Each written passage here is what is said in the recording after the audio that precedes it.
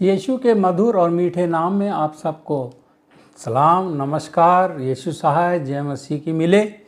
हमें खुशी है कि हम फिर दोबारा से आपके समक्ष आ सकते हैं एक संदेश के साथ और आपको प्रभु के वचन से कुछ बता सकते हैं। इस संदेश में हम आप सबका स्वागत करते हैं और मुझे यकीन है, मुझे उम्मीद है कि इस संदेश से आप सबको आशीष मिलेगी और हम भी आशीषित होंगे। इससे पहले कि हम संदेश में चलें, आइए हम परमेश्वर से प्रार्थना करें ताकि उसका पवित्र आत्मा का दान हमें मिले, ताकि हम उसके विचारों को पाकर, उसके शब्दों को पाकर आपको ये संदेश दे सकें। आइए हम प्रार्थना करते हैं। हमारे अजीज़ मेहरबान पिता परमेश्वर, निहायत शुक्रगुजार हैं कि आज हम फिर से तेरे संदेश को लेकर लोगों के सामने पेश कर सकते हैं। हम आज भी जिंदे पाए जाते हैं, हम तेरा शुक्रगुजार करते हैं परमेश्वर। जब हम इस संदेश को सुनाते हैं, तेरी पवित्र आत्मा का दान हमारे ऊपर हो, हमें मिले, ताकि हम तेरे विचार लेकर और शब्द लेकर इस संदेश को लोगों तक पहुंचा सकें। हम जानते हैं कि तेरा आना बहुत जल्दी है, ताकि तू अपने लोगों को अपने साथ ले जा सके, परंतु बहुत से लोगों को अभी ये सुसमाचार नहीं मिला है कि तू इस संसार का मुक्तिदाता, उद्धार करता है। इसलिए तू हमारी मदद कर ताकि हम ये शुभ संदेश दूसरों तक पहुंचा सकें। हमारे पाप गुनाह क्षमा करते हुए तू ये प्रार्थना अपने प्यारे बेटे और हमारे मुंजीदाता के नाम से जो मांगी है उसे ग्रहण कर, आमीन।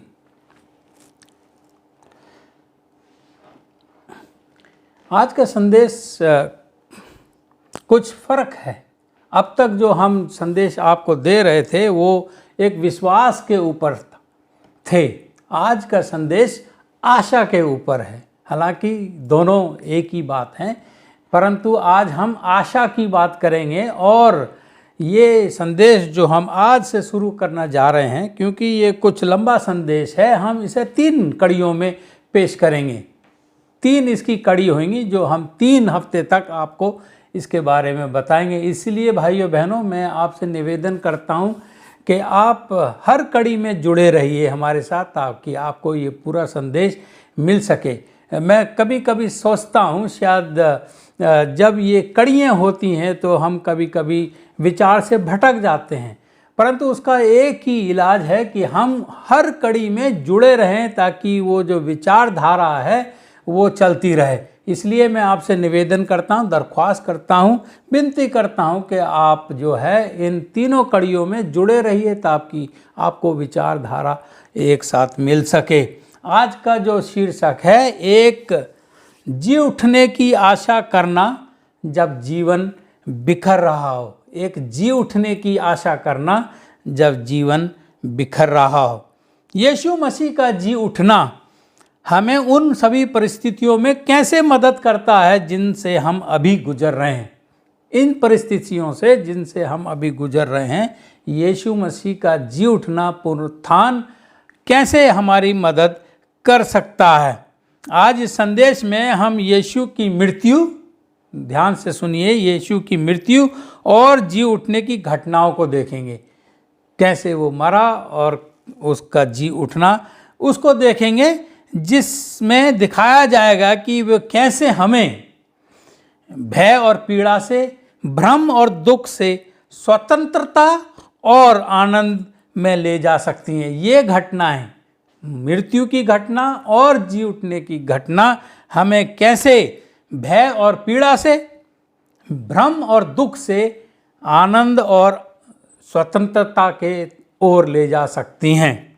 इसलिए आप इस संदेश में हमारे साथ बने रहिए, इन 3 ही कड़ियों में, ताकि हमें ये पूरा संदेश मिल सके। आइए, आपके पास अगर आपने पवित्र शास्त्र खोल के बैठे हैं, और मैंने जैसे आपको कहा था, जब हम संदेश सुनते हैं तो हमें पवित्र शास्त्र खोल के बैठना चाहिए।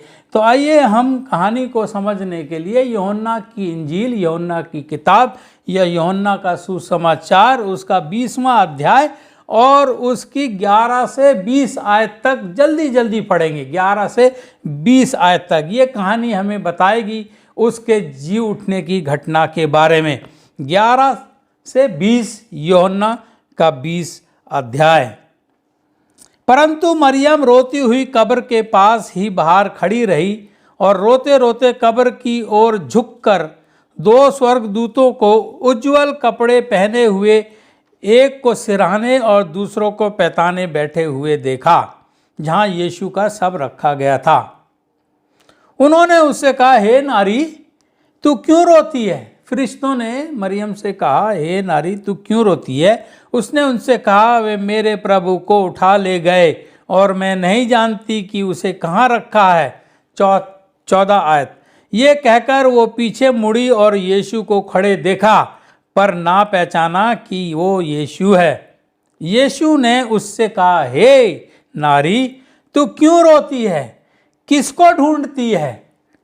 उसने माली समझकर, यीशु को माली समझकर उससे कहा, हे महाराज, यदि तूने उसे उठा लिया है तो मुझे बता कि उसे कहाँ रखा है और मैं उसे ले जाऊंगी।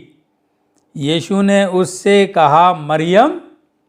उसने पीछे मुड़कर उससे इब्रानी में कहा, रब्बूनी, अर्थात हे गुरु। यीशु ने उससे कहा, मुझे मत छू, क्योंकि मैं अब तक पिता के पास ऊपर नहीं गया, परंतु मेरे भाइयों के पास जाकर उनसे कह दे कि मैं अपने पिता और तुम्हारे पिता और अपने परमेश्वर और तुम्हारे परमेश्वर के पास ऊपर जाता हूँ। मरियम मगदली ने जाकर चेलों को बताया, मैंने प्रभु को देखा और उसने मुझसे ये बातें कहीं। 19वीं आयत। उसी दिन जो सप्ताह का पहला दिन था, संध्या के समय, जब वहाँ के द्वार जहाँ चेले थे यहूदियों के डर के मारे बंद थे, तब यीशु आया और उनके बीच में खड़ा होकर उनसे कहा, तुम्हें शांति मिले। और ये कहकर उसने अपना हाथ और अपना पंजर उनको दिखाया। तब चेले प्रभु को देखकर आनंदित हुए। उसको देखकर आनंदित हुए। अभी हम भाइयों बहनों अलग हो सकते हैं, लेकिन हम अकेले नहीं हैं। हम जुदा हो सकते हैं, लेकिन हम छेके नहीं गए हैं। We may be apart but we are not alone, and we may be separated but we are not isolated.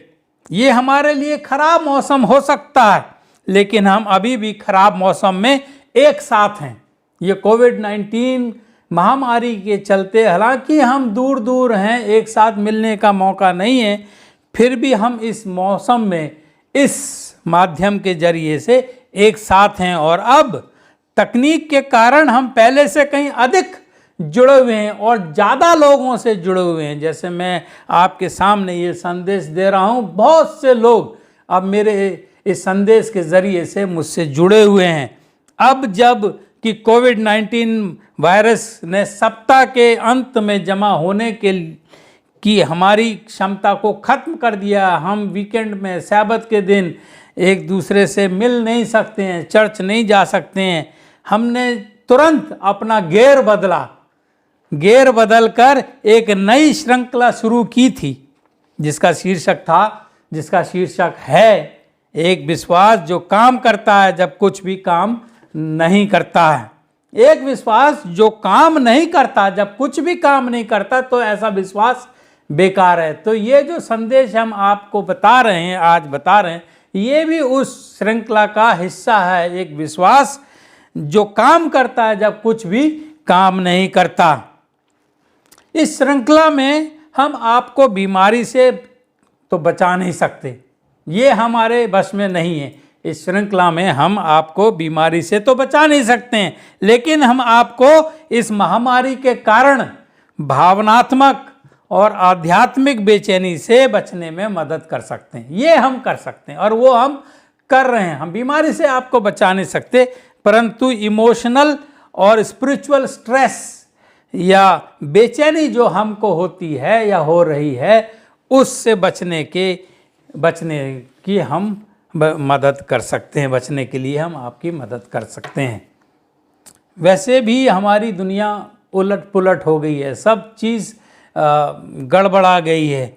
जब जीवन बिखर गया है तो मैं चाहता हूँ कि हम इसके बारे में सोचें। जब जीवन तहस नहस हो गया है, बड़ी खुशी है कि धीरे धीरे पटरी लाइन पर आ रही है, परंतु वैसा नहीं है। और लोगों का मानना है, लोग कहते हैं कि जीवन अब कभी भी वैसा नहीं होगा जैसे पहले था। तो जब जीवन बिखर गया है हमारा, तो मैं चाहता हूँ, हम चाहते हैं कि इसके बारे में हम सोचें।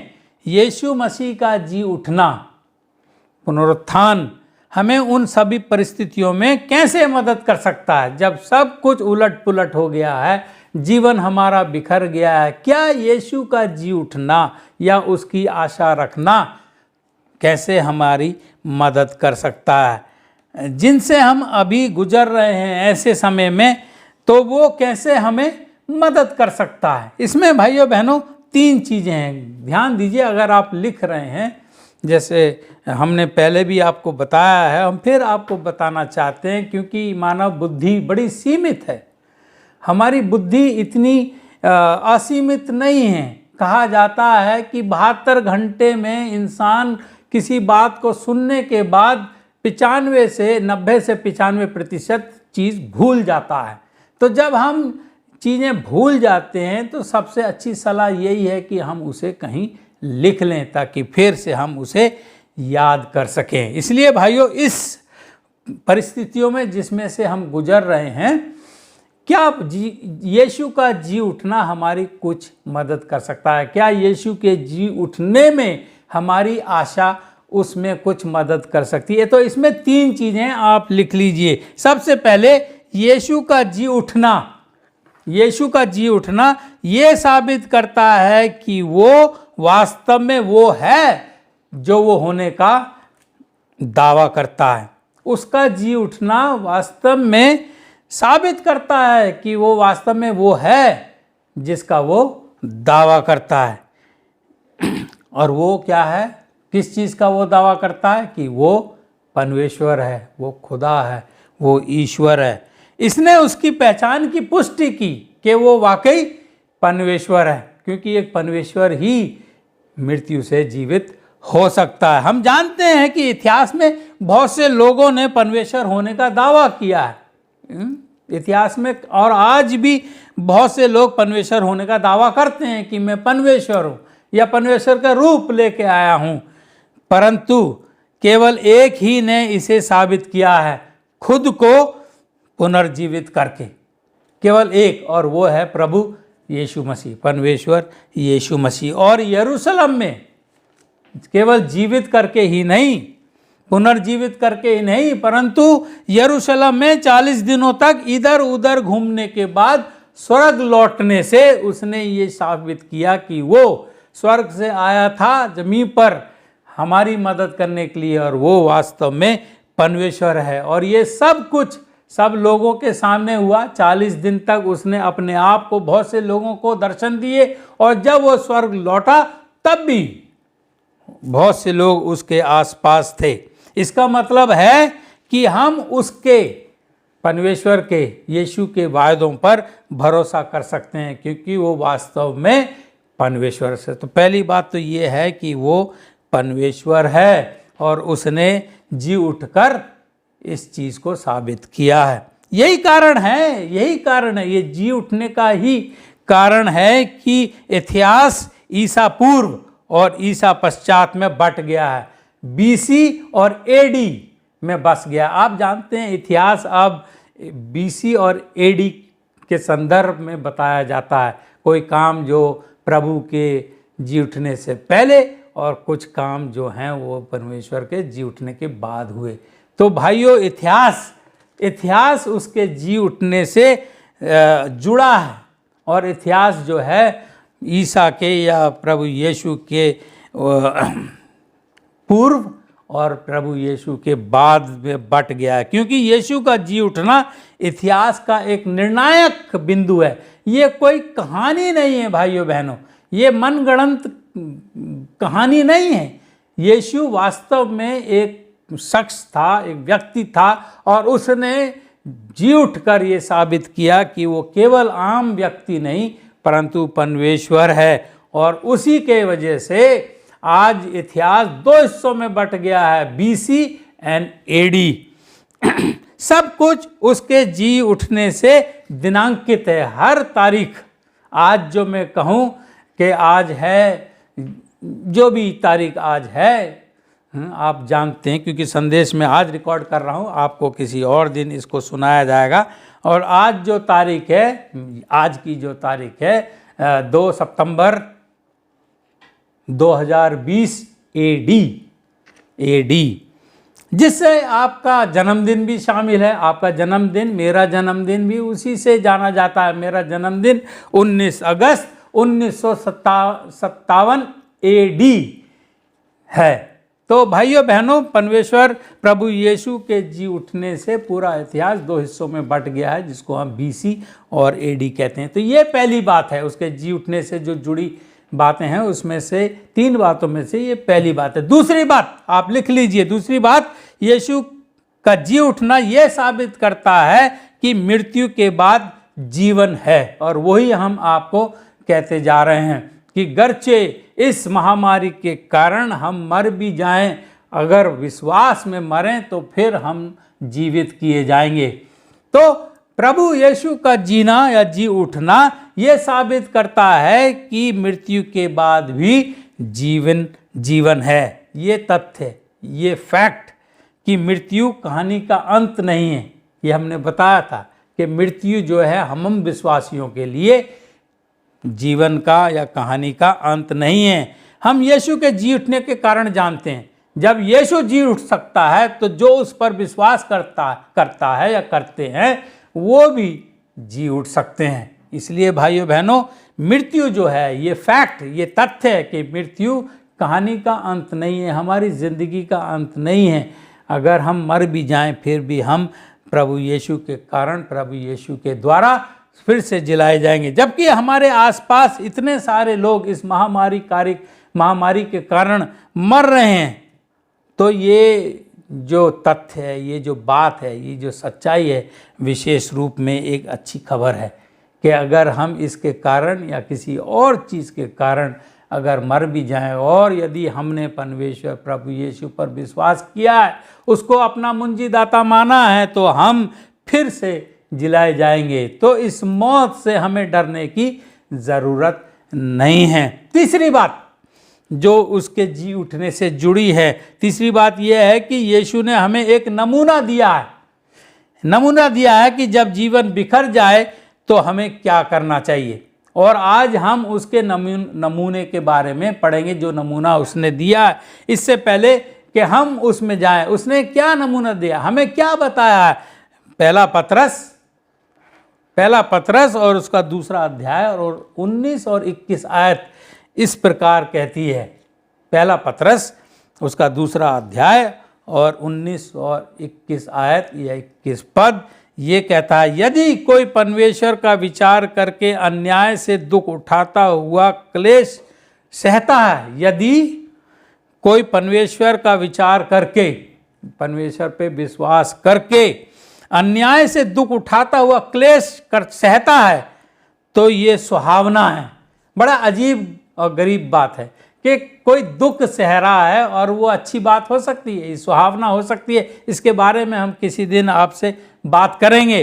तो पतरस कहता है कि यदि तुम परमेश्वर का विचार करके अन्याय से दुख उठाता हुआ क्लेश सहता है, तो ये सुहावना है, ये अच्छा है। तुम इसी के लिए बुलाए भी गए हो, क्योंकि मसीह भी तुम्हारे लिए दुख उठाकर तुम्हें एक आदर्श दे गया है कि तुम भी उसके चिन्ह पर चलो। भाइयों बहनों, जब आप मसीह को कबूल करते हैं, अपना मुक्तिदाता कबूल करते हैं, अपनाते हैं, तो ये मत समझिए कि जीवन बहुत ही सरल रहेगा, आरामदायक रहेगा। नहीं, आज नहीं, परंतु कभी ना कभी आपको उसके नाम के कारण, उस विश्वास के कारण सताया जाएगा और आपको उसके लिए तैयार रहना चाहिए। क्योंकि जिस प्रकार परमेश्वर को, जो बेगुनाह था, उसको सताया गया, मारा गया, पीटा गया, कोड़े मारे गए, काटा गया और सूली पर चढ़ा दिया गया, तो आप और हम उससे बेहतर नहीं हैं। हमें भी उसी प्रकार सताया जाएगा। परंतु भाइयों बहनों, हमें एक आशा है।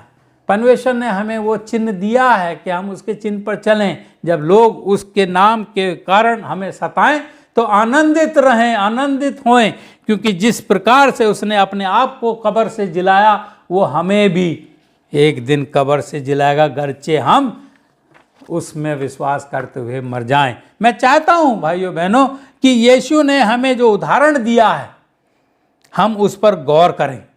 जो उदाहरण, जो नमूना उसने हमें पेश किया है मर कर जी उठने का, हम भी उस पर कुछ गौर करें।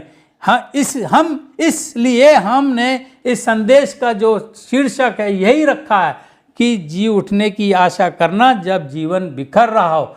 जीवन बिखर जाए, खत्म हो जाए, परंतु हमें अगर जी उठने की आशा है तो हमारे लिए वो ज़्यादा दुखदाई नहीं होगा, ज़्यादा दुखदाई नहीं होगा।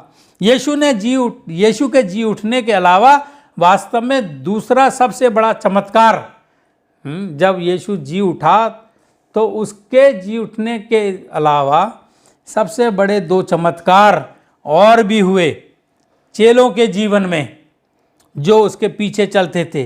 दृष्टिकोण में अचानक परिवर्तन, दृष्टिकोण में अचानक परिवर्तन और अद्भुत रूपांतरण, वो बदल गए। जैसे उन्होंने देखा, पहले तो वो उस दिन सप्ताह के पहले दिन अधिकारियों के डर के मारे वो बंद थे, दरवाजा करके बंद थे, और परंतु जब उन्होंने परमेश्वर को अपने बीच में देखा और ये कहकर उसने कहा कि डरो मत, तुम्हें शांति मिले, तो वो प्रभु को देखकर आनंदित हुए। अब तक वो घबराए हुए थे और डर के मारे दरवाजा बंद करके अंदर बैठे हुए थे चुपचाप, क्योंकि उन्हें लगता था कि अब शायद उनको भी मार दिया जाएगा। उस रविवार की संध्या के समय जब चेले एक घर में अधिकारियों के डर से दरवाजे बंद करके एक साथ जमा थे, तो उसके बाद क्या हुआ? घर में डर से दरवाजे बंद करके एक साथ जमा होना, एक साथ रहना आज की तरह लगता। आज भी बहुत से लोग डर के मारे घर में सीमित हैं, घर में ही रहते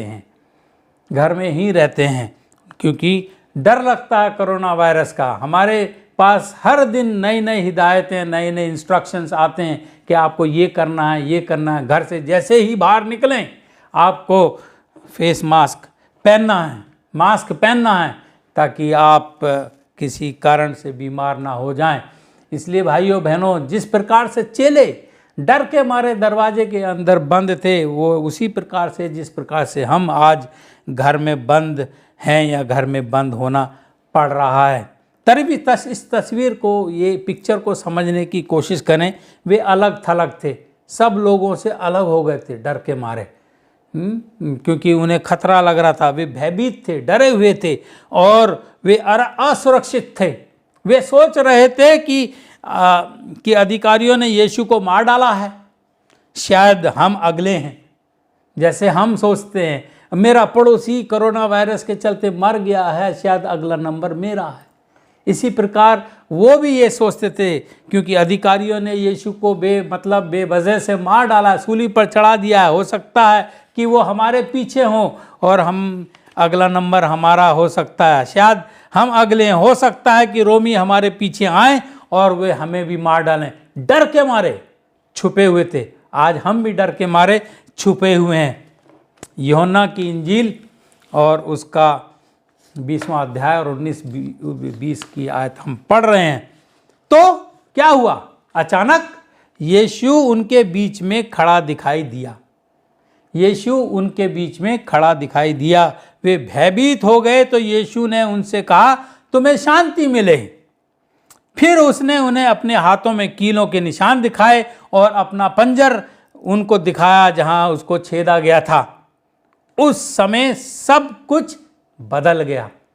उस समय जब उसने अपने आप को दिखाया, जब उन्होंने ये देखा कि प्रभु उनके बीच में है, तो वो जो लोग भयभीत थे, चिंता में थे, डरे हुए थे, सब कुछ बदल गया। इसके बारे में हम आगे देखेंगे क्यों बदल गया, क्या कारण था सब कुछ बदलने का। क्योंकि चेले आनंदित हुए जब उन्हें एहसास हुआ कि वो वास्तव में प्रभु यीशु है। प्रभु यीशु को देखकर, जानकर और ये विश्वास कर कर कि वो हमारे बीच में हैं, तो हमारे दुख, हमारे संकट, हमारा भय, हमारी चिंता एकदम गायब हो जाती है और हम बदल जाते हैं, हम आनंदित हो जाते हैं। इन लोगों में ये एक महत्वपूर्ण परिवर्तन था। अभी डरे थे पर अब वो आनंदित है। जब यीशु को सार्वजनिक तौर पर सूली पर चढ़ा दिया गया तो इसने उनके चेलों को बहुत सी नकारात्मक भावनाओं के साथ छोड़ दिया। अभी तक जब यीशु को सूली चढ़ाने से पहले चेलों के बहुत से सपने थे। उन्हें लगता था कि उन्हें एक मसीहा मिल गया है और वो अपना राज्य इस दुनिया में स्थापित करेगा, और एक मैं इस साइड बैठूंगा सीधे हाथ पर, एक उल्टे हाथ पे बैठूंगा, मैं खजांची बनूंगा, मैं ये बनूंगा, मैं वो बनूंगा। बहुत सारे उनके सपने थे। पर जब वो सूली पर चढ़ा दिया गया तो बहुत सी नकारात्मक भावनाएं उनके अंदर आ गई। उन्होंने हमेशा आने वाले राज्य का सपना देखा था कि एक ऐसा सपना कि जो हमेशा तक रहेगा। अब सपना क्या, अब तो जो सपना दिखा रहा था वही सूली पर चढ़ गया। अगर मैं और आप उनके समय होते तो कहते अरे भैया बेकार में 3.5 साल बर्बाद किए इस आदमी के पीछे चलकर, क्या मिला? हमने सोचा ये ऐसा करेगा वैसा करेगा और आज ये हमें छोड़कर सूली पर चढ़ गया और हम कहीं के भी ना रहे। भाइयों बहनों, ऐसा ही उन चेलों का हाल था। अब उद्धारकर्ता क्रूस पर मर चुका है। वो देख रहे थे कि एक अनंत राज्य का सपना, और अब उद्धारकर्ता क्रूस पर मर चुका है। उन्होंने महसूस किया कि वे हार चुके हैं। अरे बेकार में गई मेहनत, पहले पता होता तो इस आदमी के पीछे पीछे हम ना जाते। बेकार, हम हार चुके हैं, पराजित हो चुके हैं, हतोत्साहित हो चुके हैं, और वे निराश और परेशान महसूस करते हैं। वे आपदाग्रस्त, अभी तो डर के मारे बैठे हैं, आपदाग्रस्त और हताश महसूस करते हैं। कि आप समझ सकते हैं उनकी मनोस्थिति क्या थी कि जिस चीज़ का उन्होंने सपना देखा वो पूरा ना हुआ, और जिसने सपना दिखाया वो उनको छोड़ के अब चला गया है। वे उदास महसूस करते हैं, वे मायूस महसूस करते हैं। जो कुछ भी कह लो, जितनी भी भावनाएं आपके दिमाग में आती हैं वो सब उन पर लागू थीं, और वे निश्चित रूप से भविष्य से डर रहे थे। अब हमारा क्या होगा? उसे तो मार दिया, सूली पर चढ़ा दिया, और यकीन है कि वो हमें भी नहीं छोड़ेंगे और हमें भी सूली पर चढ़ा देंगे। लेकिन ये कब हुआ? शुक्रवार और शनिवार। लेकिन रविवार को जब उन्होंने देखा कि यीशु वास्तव में जीवित है और उनके बीच में है, तो सारी दुनिया बदल गई। भाइयों बहनों, ये जी उठने की जो आशा है, ये आपकी दुनिया, मेरी दुनिया बदल सकती है। ये नकारात्मक भावनाएं भागती नजर आएंगी, गर्चे हमें ये विश्वास हो कि हम भी प्रभु यीशु मसीह की तरह पुनर्जीवित हो सकते हैं। लेकिन रविवार को जब उन्होंने देखा कि यीशु वास्तव में जीवित है, तो वे रूपांतरित हो गए, और अब उदास और हतोत्साहित होने के बजाय वे प्रसन्न और निडर हो जाते हैं। उन्हें अब किसी का डर नहीं। पहले डर के मारे कुंडी लगा के वो अंदर दरवाजे के बैठे थे, परंतु जब उन्होंने यीशु को अपने बीच में देखा, भाइयों बहनों, ये एहसास आपका भी हो सकता है, ये तजुर्बा आपका भी हो सकता है। अगर आपका जीवन बिखर गया है, आप डर में हैं, भयभीत हैं, भ्रम में हैं, और अगर ये एहसास आपको हो कि प्रभु यीशु हमारे बीच में हैं, तो ये सब कुछ बदल सकता है। अब वे उदास होने के बजाय प्रसन्न और निडर हो जाते हैं। उन्हें अब किसी का डर नहीं है। वे दुनिया का सामना करने के लिए तैयार हैं, चाहे अधिकारी हो या कुछ हो। अब वो डरते नहीं। अब उन्हें पता है कि मेरा प्रभु जो उद्धार करता अब फिर से मेरे बीच में है, हमारे साथ है। अब हमें डरने की जरूरत नहीं है। सामना करने के लिए तैयार हैं, और उन्होंने किया। वो परिवर्तन क्या था वो परिवर्तन? उन्होंने जीवित उद्धारकर्ता को देख लिया था। क्या भाइयों बहनों, अजीज़ों, बुजुर्गों, बच्चों, क्या आपने उद्धारकर्ता को देख लिया है? क्या आपने उद्धारकर्ता को अपने बीच में महसूस किया है?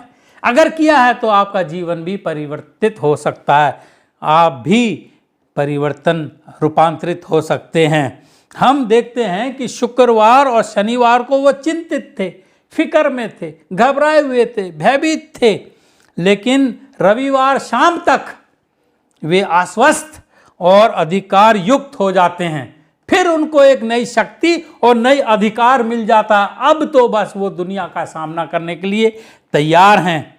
72 घंटों में वे शर्मिंदा और थके हुए से 72 घंटों में, फ्राइडे से संडे की शाम तक, फ्राइडे की शाम से संडे की शाम तक, शुक्रवार की शाम से एतवार की रविवार की शाम तक 72 घंटों में वे शर्मिंदा और थके हुए से परमानंद और हर्षित हो जाते हैं, खुश हो जाते हैं। ये जश्न का समय है, कहते हैं।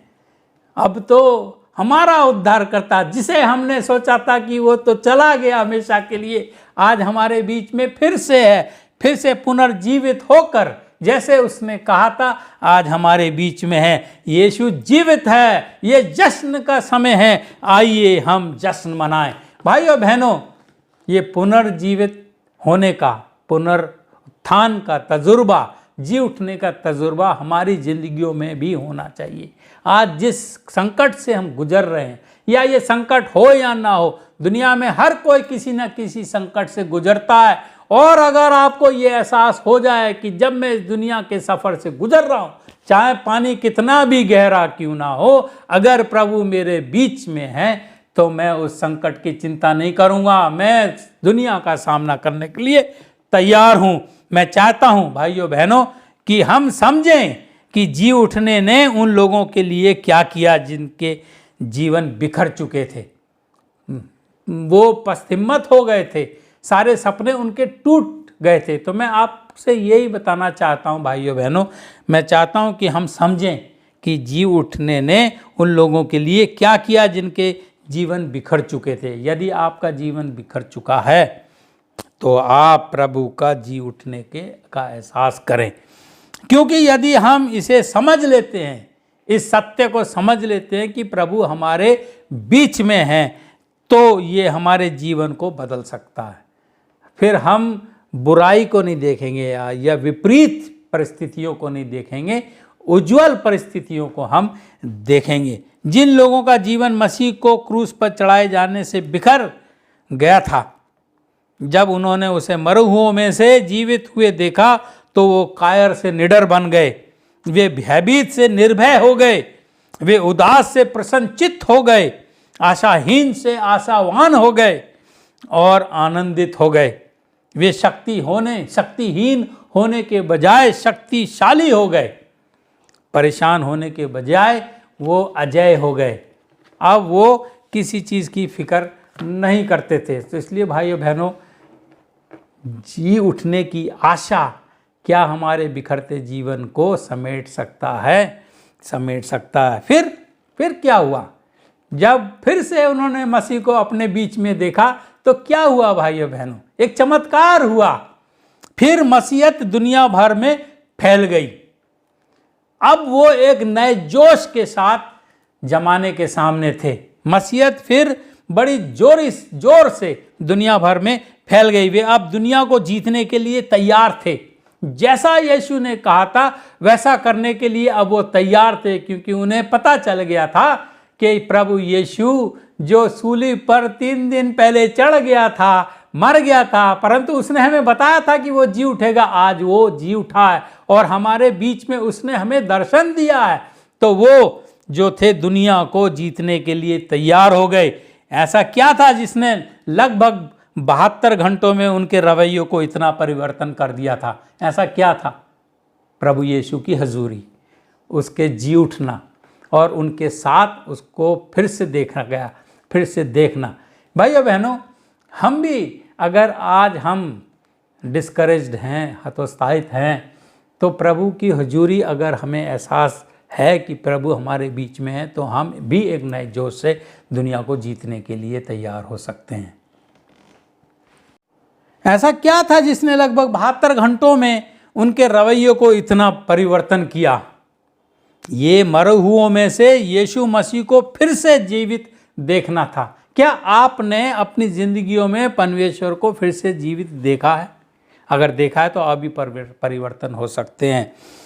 इसने जल्दी से उनके जीवन को बदल दिया और फिर उन्होंने लाखों के जीवन को बदला।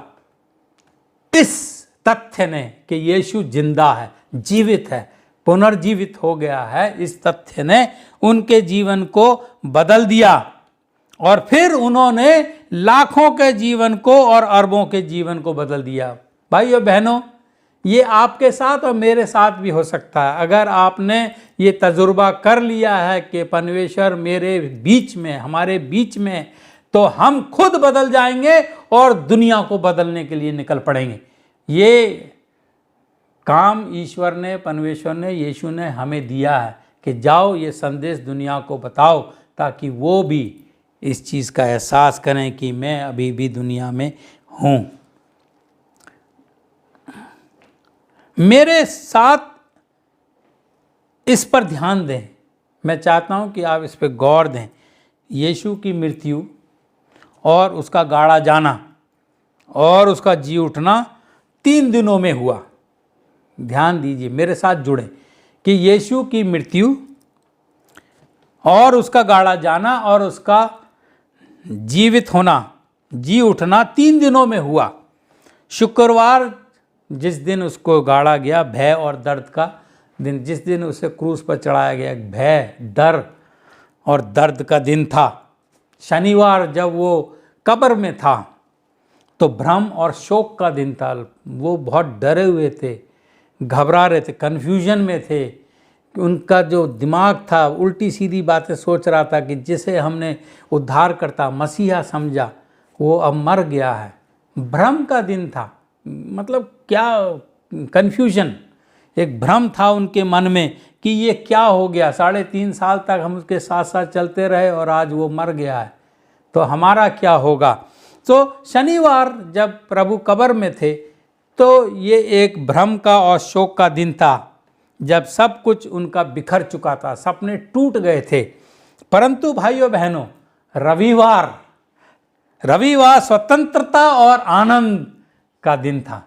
शुक्रवार डर और भय और दर्द का दिन, शनिवार भ्रम और शोक का दिन, पर रविवार स्वतंत्रता और आनंद का दिन था। ये एक वास्तविकता है। ये जो अनुभव हैं 3 दिन के अनुभव, ये एक वास्तविकता है और हम अपने जीवन काल में इन 3 दिनों का बार बार सामना करते हैं।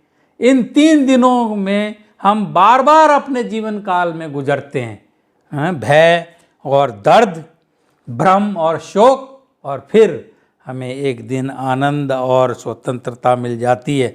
हम इनका अपने जीवन में, इन 3 दिनों का तजुर्बा, एहसास, एक्सपीरियंस अपने जीवन में बार बार करने वाले हैं। हम अपने आप में ये 3 सवाल पूछेंगे और पूछना चाहिए। नंबर 1, मैं क्या करूं? मैं अभी परेशानी में हूं, दर्द में हूं, भय में हूं, मैं क्या करूं? भय और दर्द के दिनों में मैं क्या करूं? जब मैं ये अभी कोरोना वायरस या महामारी के दौरान गुजर रहा हूं, तो इस भय में, इस डर के और दर्द के कारण, बहुतों ने अपने अजीज़ों को खो दिया है और उनके दिल में बड़ा दर्द है। बड़ी दुर्भाग्य की बात है कि हमारा अजीज़ हमसे दूर चला जाता है, गुजर जाता है और हमें उसकी लाश तक नहीं मिलती, उसे देखना तक नहीं मिलता है। अस्पताल से उसे सीधा कहीं जला दिया जाता है या दफना दिया जाता है। तो भाइयों बहनों, ऐसे समय में जब हमारा जीवन बिखर चुका है, जब हम दर्द और भय से गुजर रहे हैं, तो हमें ये सवाल पूछना चाहिए कि मैं इस भय और दर्द के दिनों में क्या करूं? और नंबर 2, भ्रम और शोक के दिनों में से मैं कैसे निकलूं? शनिवार का दिन जो भय, शोक और भ्रम का दिन था, कन्फ्यूजन, मैं इस दिन से बाहर कैसे निकलूं? और नंबर 3, मैं स्वतंत्रता और आनंद के दिनों में कैसे पहुंचूं? इन चीज़ों से निकल के मैं आनंद में और स्वतंत्रता में, आज़ादी में कैसे पहुंचूं? आज़ादी इन डरों से, इन भय से, चिंताओं से। तो ये 3 सवाल आपको अपने आप से पूछना चाहिए और अभी सभी उत्तर यीशु के जी उठने से जुड़े हैं। अगर हम उसके जी उठने का एहसास अपनी ज़िंदगियों में करेंगे तो हम इन सब चीज़ों से पार बाहर निकल कर आनंद और स्वतंत्रता में प्रवेश कर सकेंगे। तो आइए हम प्रत्येक दिन पर विचार करें, क्योंकि हम इन दिनों से कई बार गुजरने वाले हैं अपने जीवन में। शुक्रवार, शनिवार और एतवार, जिसको हम रविवार कहते हैं, इन दिनों के तजुर्बों से हम अपने जीवन में कई बार गुजरने वाले हैं। तो इस चीज़ पर हम ध्यान दें। नंबर 1, शुक्रवार भय और दर्द का दिन था। हम भय के दिन का सामना कर रहे हैं, अभी भी हम डरे हुए हैं। हालांकि ये चीज़ अब कुछ आम होती जा रही है, लोग इसके यूज्ड टू हो गए हैं, अब इतना डर कम लगता है, परंतु खतरा तो है। क्योंकि जब हम सब समाचार सुनते हैं तो जो पेशेंट की संख्या है, मरने वालों की संख्या बढ़ती जा रही है और बहुत ज़्यादा तेज़ी से बढ़ती जा रही है। तो भाइयों बहनों, नंबर 1, शुक्रवार भय और दर्द का दिन था। हम भय के दिन का सामना कर रहे हैं। इस कोविड-19 वायरस के कारण हम भयभीत हैं और कई इसके कारण दर्द में भी हैं, दर्द महसूस कर रहे हैं। उनके अजीज उनसे ले लिए गए हैं मौत के द्वारा। तो भाइयों बहनों, जब हम भय और दर्द के दिनों में होते हैं तो हमें 2 काम करने की ज़रूरत है। हाँ, आप शायद सोच रहे होंगे कि पास्टर सिंह ने हमें थका दिया, हर पॉइंट के अंदर एक और पॉइंट के अंदर फिर और पॉइंट लिखते लिखते हम थक गए। परंतु भाइयों बहनों, ये संदेश ही इस प्रकार है कि हमें कुछ कार्य करने की ज़रूरत होती है, कुछ लिखने की ज़रूरत होती है। तो जब हम शुक्रवार के दिन दर्द और भय में हैं, क्योंकि हमने अभी जाना है, समझा है, पढ़ा है कि प्रभु यीशु ने हमें एक उदाहरण दे के गया है। उसने उदाहरण दिया है और कहा है, ये इस चिन्ह पर चलो, ये तुम्हारे लिए एक चिन्ह है, मेरा नमूना अपनाओ। तो जिस प्रकार से प्रभु शुक्रवार को जो उसने किया वो हमें भी करना चाहिए, क्योंकि हम उसका नमूना लेना चाहते हैं। तो हमें शुक्रवार के दिन का जो तजुर्बा है दर्द का और भय का, जिससे हम अभी गुजर रहे हैं, तो हमें 2 काम करने की ज़रूरत है। हमें वे 2 काम करने चाहिए जो यीशु ने किए थे उस शुक्रवार को, जब वो खुद भय से गुजर रहा था। नंबर 1 लिख लीजिए अगर आप लिखना चाहते हैं तो, नहीं तो ये संदेश आपके पास है ही हैं। कभी भी आपको इच्छा करे जानने की तो आप इसको फिर से देख सकते हैं। यूट्यूब पर ये पास्टर वीपी सिंह की साइट पर आपको मिलता है और मैं इसे बार बार आपको बताने की ज़रूरत नहीं है, अब आप इसके यूज्ड टू हो गए होंगे। सबसे पहले जो आपको काम करना है, जब हम इस दर्द के और भय के दौरान से गुजर रहे हैं, तो हमें दोस्तों से संपर्क बनाने की ज़रूरत है।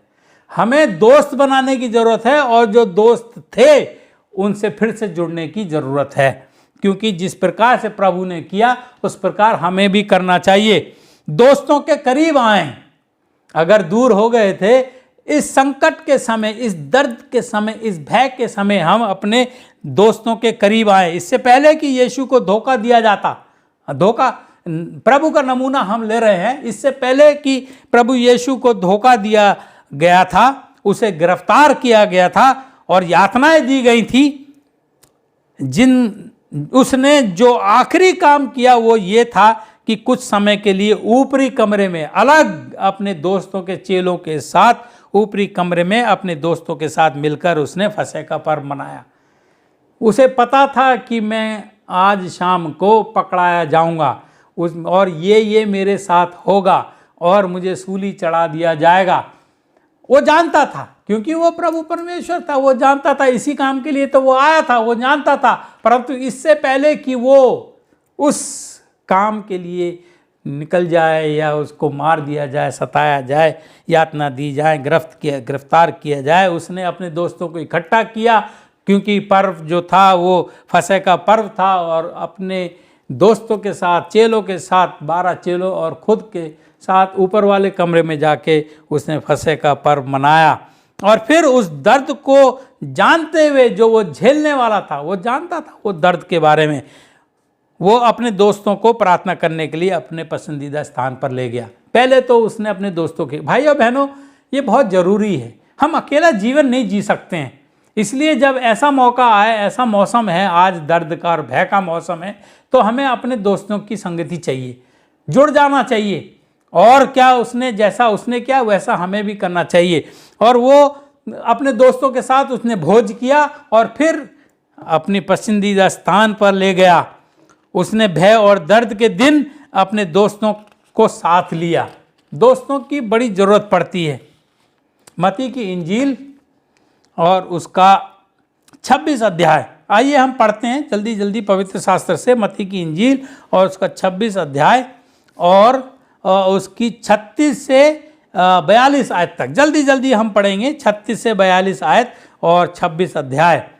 तब यीशु अपने चेलों के साथ गतसमनी नामक एक स्थान में आया और अपने चेलों से कहने लगा, यहीं बैठे रहना जब तक मैं वहां जाकर प्रार्थना करूं। पहले तो उसने अपने दोस्तों को इकट्ठा किया, फिर इन दोस्तों के साथ उसने प्रार्थना की। बहुत ज़रूरी चीज़ है।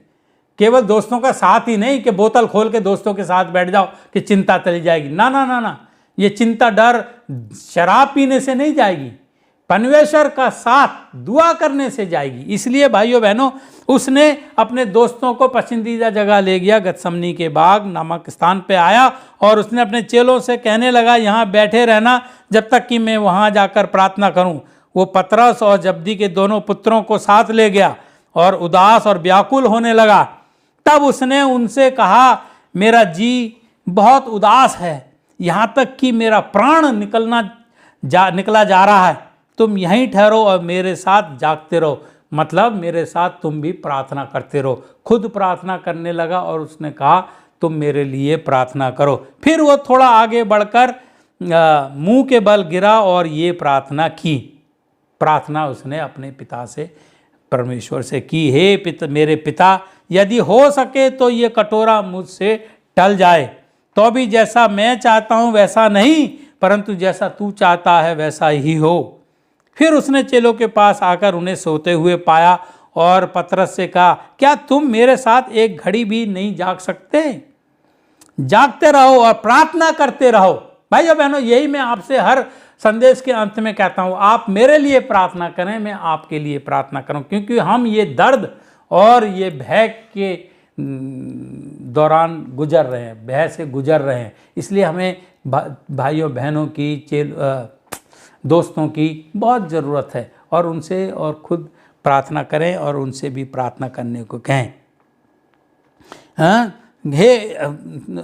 प्रार्थना करते रहो कि तुम परीक्षा में ना पड़ो। आत्मा तो तैयार है परंतु शरीर दुर्बल है। और फिर उसने दूसरी बार जाकर ये प्रार्थना की, हे मेरे पिता, यदि ये मेरे पिए बिना नहीं हट सकता है तो तेरी इच्छा, अगर मुझे मरना है तो तेरी इच्छा पूरी हो।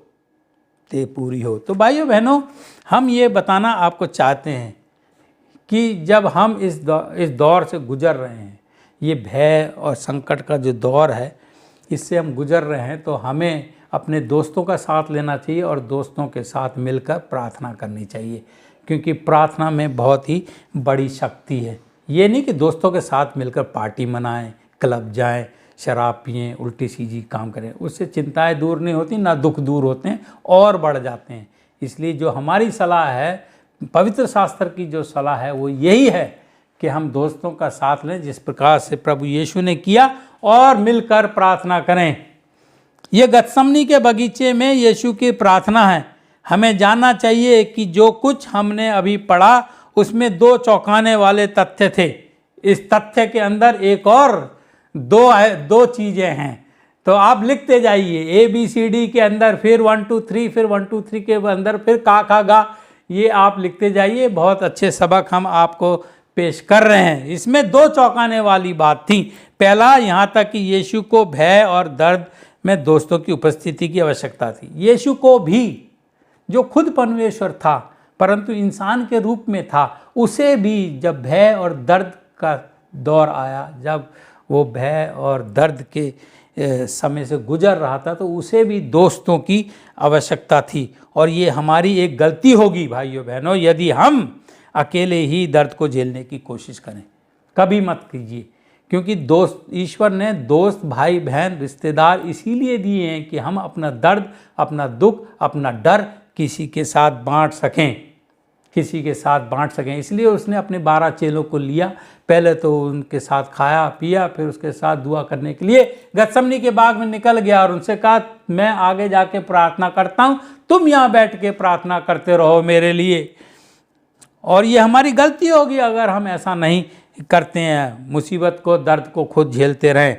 हम अपने घरों में अलग थलग हैं, लेकिन अब भी हमारे पास ऐसी तकनीक है, जूम, व्हाट्सएप या फ़ोन, ऐसी बतेरी तकनीक हैं जिसके ज़रिए से हमें अकेले रहने की ज़रूरत नहीं है, आवश्यकता नहीं है। हम अलग हो सकते हैं परंतु अकेले नहीं हैं, और अकेले होना भी नहीं चाहिए। इसलिए मैं कहता हूँ कि आप अकेले मत रहें, क्योंकि अकेले होने से आपको डिप्रेशन हो जाएगा। और जैसे आजकल न्यूज़ में चल रहा है, एक हीरो सुशांत जिसने डिप्रेशन में आके अपनी आत्महत्या कर ली, कहीं ऐसा हमारे साथ ना हो। तो पहली बात तो ये थी कि परमेश्वर प्रभु यीशु को भी दोस्तों की ज़रूरत थी। दर्द के दौरान जब उसे भय लग रहा था, दर्द लग रहा था, क्योंकि कहता है मेरा प्राण निकलना चाहते हैं, मैं ऐसा लग रहा है कि मैं मर जाऊंगा, और तो उसने ये बातें अपने दोस्तों से कही। दूसरी बात प्रभु ने क्या की इस बात में? दूसरी बात यह है कि जिस पीड़ा से गुजर रहा था यीशु, जिस पीड़ा से गुजर रहा था उसके बारे में बहुत वो ईमानदार था, सच्चा था। कुछ चीज़ उसने छुपाई नहीं, अपने दोस्तों को शेयर करी। ऐसे बहुत से लोग हैं शर्म के कारण या किसी और वजह से कि अरे यार मैं बताऊंगा तो मेरा इंप्रेशन ख़राब हो जाएगा, ये हो जाएगा, लोग क्या सोचेंगे, अपनी जो हालत है उसको दूसरों के सामने बताते नहीं हैं। और अगर आप बताएंगे नहीं तो लोग आपके लिए दुआ कैसे करेंगे? खुद मत लड़ते रहिए इस दर्द से, संकट से। बताइए कि आपको क्या महसूस हो रहा है। वो वास्तव में उसने जो कहा वो ये है, मेरा जी बहुत उदास है। एक गुरु अपने चेलों से कह रहा है मेरा मन बहुत उदास है, यहाँ तक कि मेरे प्राण निकलना चाहते हैं। यदि यीशु को मित्रों की आवश्यकता थी और उसे वो स्वीकार करने की आवश्यकता थी जो वो महसूस कर रहा था, तो हमें भी अपना दर्द साझा करने की आवश्यकता है। ये एक सलाह है भाइयों बहनों आपके लिए। पवित्र शास्त्र जैसा यीशु ने किया आप भी कीजिए, मैं भी ऐसा करूँगा। जब आप दर्द से गुजर रहे हैं, जब उसको अपनी बारे में दूसरों को बताने की ज़रूरत थी, जब उसे मित्रों की ज़रूरत थी और जो वो महसूस कर रहा था उसको दूसरों के साथ साझा करने की ज़रूरत थी, तो हमें भी ऐसा करने की आवश्यकता है। हम जिन भावनाओं से गुजर रहे हैं आज, हो सकता है आप ना गुजर रहे हों, परंतु जो कोई इन डर की, भय की और दूसरी भावनाओं से गुजर रहे हैं, सलाह यही है कि हम उन्हें साझा करें। उन्हें साझा नहीं करना एक बहुत ही बड़ी गलती होगी।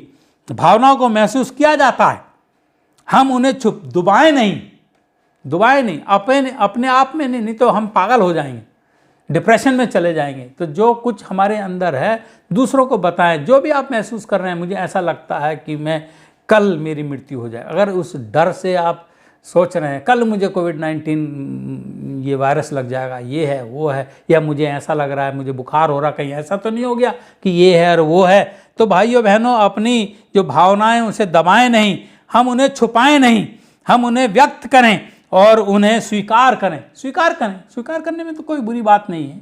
एक परमेश्वर स्वीकार करता है कि मेरा मन उदास है, मुझे ऐसा लग रहा है कि मैं कल मर जाऊंगा या अभी मर जाऊंगा, मेरा प्राण निकलना चाहते हैं, और हमें कुछ दोस्तों को खोजने की ज़रूरत है। अभी तक अगर आपने नहीं खोजे हैं तो खोज लीजिए, पुराने दोस्तों से संपर्क फिर से बना लीजिए, जिससे हम कह सकें, ऐसे दोस्त जिससे हम कह सकें कि मुझे अभी डर लग रहा है, मैं चिंतित हूँ और मैं अभी संकट से गुजर रहा हूँ। तो भाइयों बहनों कुछ तो करिए इस संकट में। हम आपको बता देना चाहते हैं कि हम ये जो आज का जो संदेश है हमारे 3 कड़ियों में होगा। आज की पहली कड़ी है और हम इसके बाद 2 बार और, क्योंकि ये थोड़ा लंबा था इसलिए हमने इसे 3 भाग में कर दिया है, ताकि हम इसको ज़्यादा समय में ना आपके साथ पेश करें। गलातियों की किताब और उसका 6वां अध्याय और 2 आयत क्या कहती है? तुम एक दूसरे के भार उठाओ। सलाह दी जाती है हमें कि हम एक दूसरे के भार उठाएं। तुम एक दूसरे के भार उठाओ और इस प्रकार मसीह की व्यवस्था को पूरी करो। ये मसीह की व्यवस्था है कि हम एक दूसरे के भार उठाएं। अगर हम नहीं उठाते हैं तो हम गलत करते हैं, और हम अपनी परेशानी दूसरों को बताएं। इस विश्वास से कि वो मसीह में होकर हमारे भार को उठाएगा। बताने से हमारा भार हल्का हो जाता है। तो मसीह की व्यवस्था क्या है? भार उठाने से हम मसीह की व्यवस्था को पूरा करते हैं। तो मसीह की व्यवस्था क्या है? मसीह की व्यवस्था क्या है? मसीह की व्यवस्था है कि तू अपने पड़ोसी से अपने समान प्रेम कर।